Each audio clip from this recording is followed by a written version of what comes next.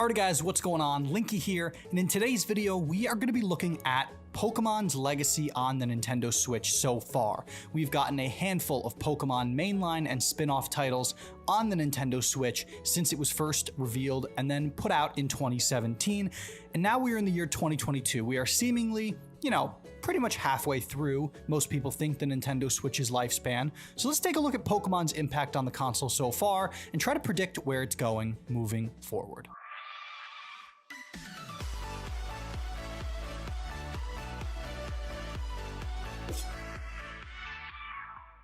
Now, the history of Pokemon on the Nintendo Switch is actually really interesting. When the console was first announced, reporters asked Game Freak about it, the Pokemon company about it, will you guys have a presence on the Switch? This was because the Switch was seemingly a combination of Nintendo's handheld and home systems. It was going to be one system. There was no longer going to be a successor to the Nintendo 3DS and a successor to the Wii U. The successor was one and the same.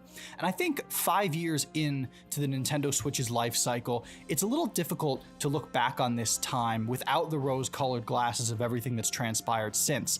But there was a lot of doubt and a lot of confusion within the industry and among fans of how this would work. Could Nintendo really combine both of these hardware systems into one and make one mainline handheld and home console? Now, of course, we know with the blessing of history that this has worked and it succeeded for Nintendo, and it's a pretty good decision. But at the time, it wasn't totally sure.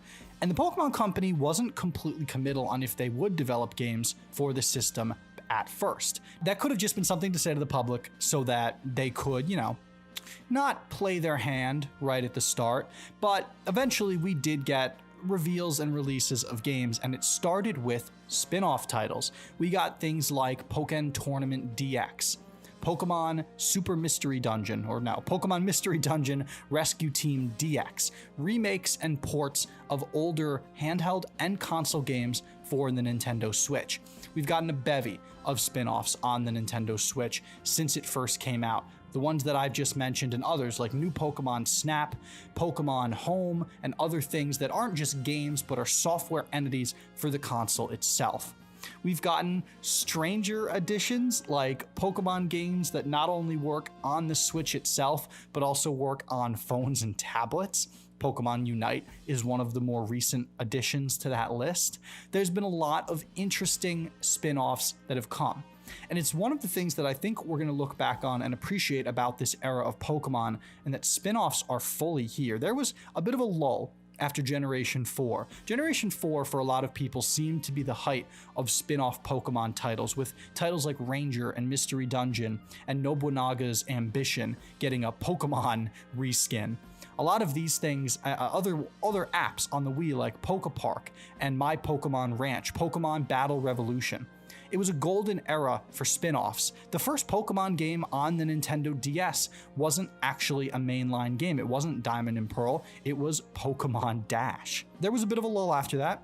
Generation 5, Generation 6 didn't have a ton of spin-offs. There were, of course, more Pokemon Mystery Dungeon games and things of that like, but it was a lot less than it was during Generation 4. Pokemon has supported these spin-offs on the Switch, and I think it's been one of the major successes for Pokemon on the Nintendo Switch. What about those mainline games, though? How has it been since the console's release? Now, before we go any further, I just wanted to mention that the vast majority of you guys who are watching these videos and hopefully enjoying them aren't subscribed to the channel. Now, of course, subscribing is free and you can unsubscribe anytime. And if you do subscribe, be sure to turn that notification bell on so you never miss another upload. And if you want to check out the Join tab below, check out some of the perks and see if you want to support this channel by going the extra mile. With that being said, let's get right back to the video. Mainline Pokemon is an interesting term in and of itself because it's one that Pokemon fans love to argue about constantly.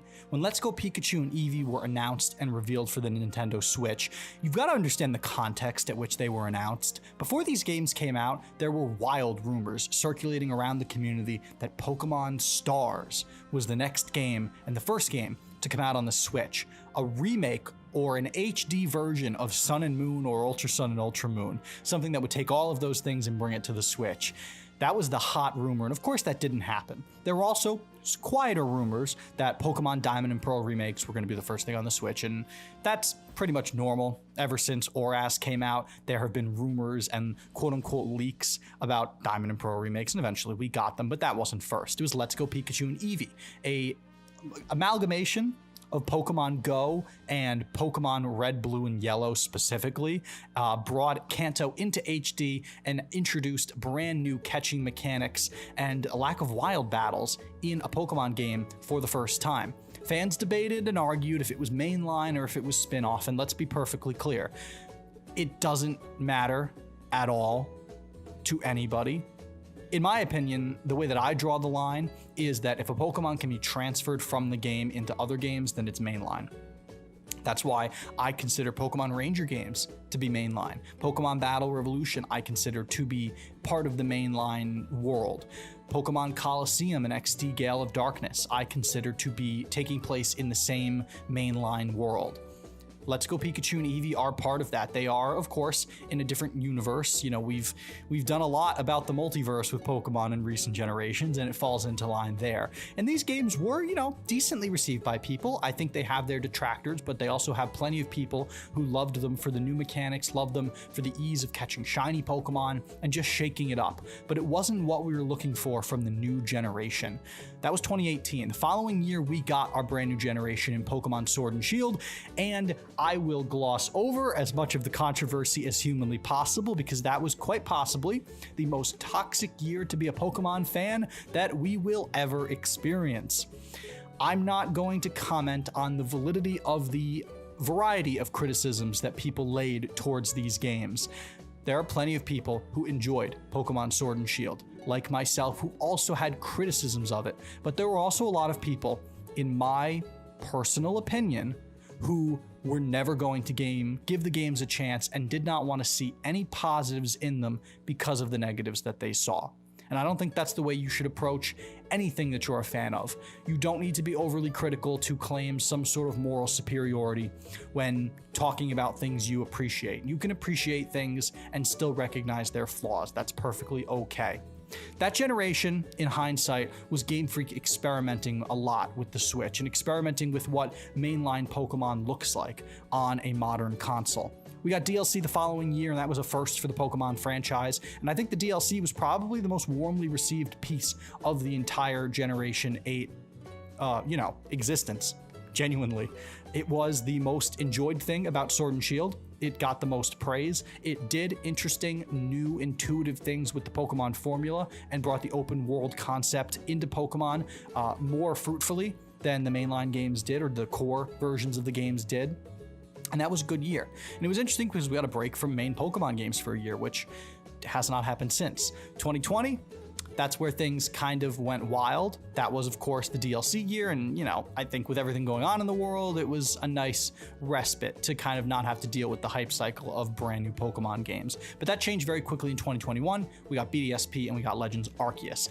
Legends Arceus is where the argument and the rearing of the is it mainline, is it not mainline came about. Again, guys, Legends Arceus is mainline.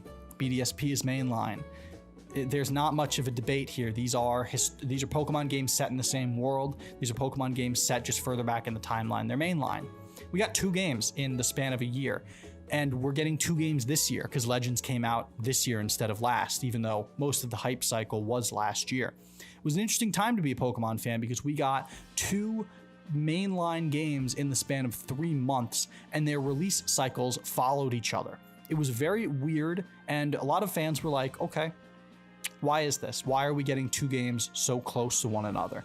And Legend Arceus was very warmly received. People love it. It is a lot of people's favorite Pokemon game, at least in the modern era. And BDSP it was controversial like Sword and Shield, maybe a little bit less because people knew Legends Arceus was coming, but there were still its detractors. So it's worth noting that the Switch era has had a lot of controversy for Pokemon.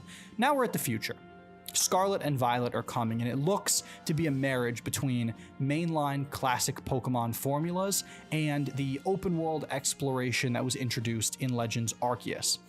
History will eventually determine if this is successful. Is Scarlet and Violet going to come out with less controversy than Sword and Shield? Will Generation 9 be a more exciting time for Pokemon fans than Generation 8 was? Because Generation 8 was grating.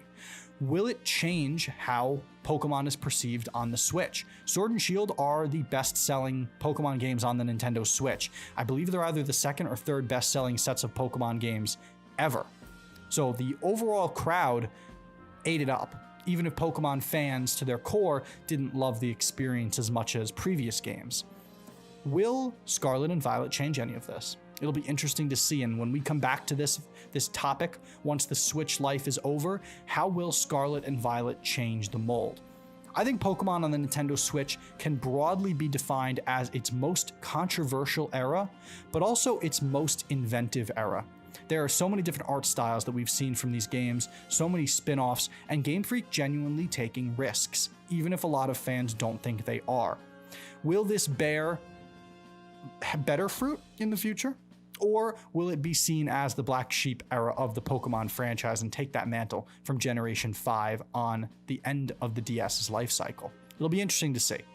I would love to know what you guys think about Pokemon's time on the Switch down below. Have you enjoyed it? Have you enjoyed this era of Pokemon? Do you think it's better or worse than previous ones? And what have been some of the standout highlights for you? Let me know down in the comments section below. And if you're not subscribed to the channel, be sure to hit that subscribe button. Make sure you turn that notification bell on so you never miss another video. And I will talk to you guys next time. Peace out.